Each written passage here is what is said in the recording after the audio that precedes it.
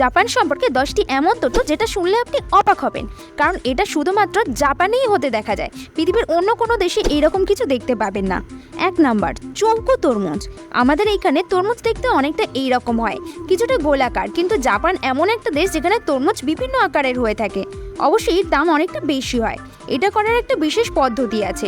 তরমুজ যখন ছোট থাকে তখন থেকে বিভিন্ন আকারের বক্সের মধ্যে আটকে দেওয়া হয়, পরে তরমুজ বড় হলে সেই আকার ধারণ করে। 2 নাম্বার, জাপানে আছে খরগোশের আইল্যান্ড। হ্যাঁ বন্ধুরা, ঠিক শুনেছেন, এইখানে কোনো মানুষ বসবাস করে না, এখানে বসবাস করে হাজার হাজার খরগোশ। দ্বিতীয় বিশ্বযুদ্ধের সময় বিষাক্ত গ্যাসের উপর রাসায়নিক পরীক্ষা চলছিল, আর এই পরীক্ষায় ব্যবহার করা হচ্ছিল চারা হিসাবে খরগোশদের। পরে এই পরীক্ষা বন্ধ করে দেয় জাপান। এই আইল্যান্ডের নাম ওকুনোশিমা আইল্যান্ড। কেমন লাগছে? ভালো লাগলে টুক করে চ্যানেলটাকে সাবস্ক্রাইব করে সাথে লাইক আর শেয়ার করা ভুলবেন না। 3 নাম্বার, আপনি এখানে কাজ করতে গিয়ে ঘুমাতে পারবেন, কেউ আপনাকে কোনো ডিস্টার্ব করবে না।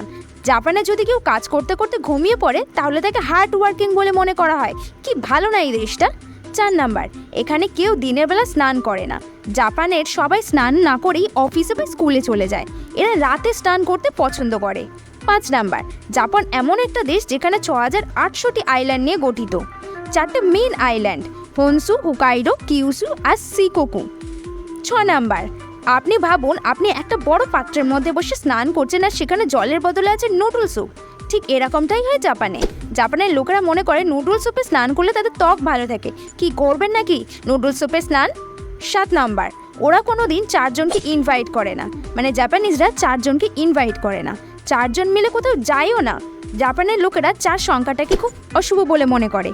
8 নাম্বার, আপনি কি জানেন জাপানের রাজধানী টোকিওতে সূর্য কখন ওঠে? জানলে অবাক হবেন, এখানে সূর্য উদয় হয় ভোর 4:51-তে। জাপানকে সূর্যোদয়ের দেশ বলে আখ্যায়িত করা হয়। 9 নাম্বার, পৃথিবীর সবকটা দেশের ট্রাফিক সিগন্যাল প্রায় একই কালার, লাল, হলুদ, সবুজ, কিন্তু জাপান একমাত্র দেশ যেখানে ট্রাফিক সিগন্যালের কালার আলাদা। এখানে সবুজের বদলে ব্যবহার করা হয় নীল আলো। 10 নাম্বার, চেরি ফুল তো সবাই দেখেছেন, খুব সুন্দরই হয় দেখতে। সিজনে এক সময় এই ফুল ফোটে এবং ফুল দেখতে জাপানিরা যায়, এর মাঝে বসে সময়ও কাটায়। এটা একটা তাদের ট্র্যাডিশনাল কালচার বলে মনে করা হয়। এর নাম হানামি।